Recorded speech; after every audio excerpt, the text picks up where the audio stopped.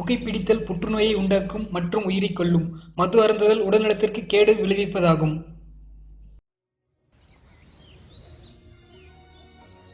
ம்.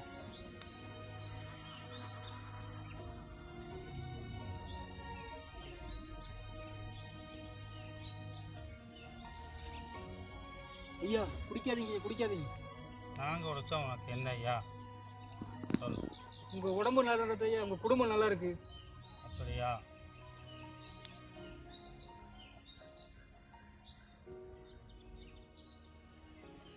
நான் போயிட்டா என் குடும்பத்தை யார் பார்த்துக்குவாங்க?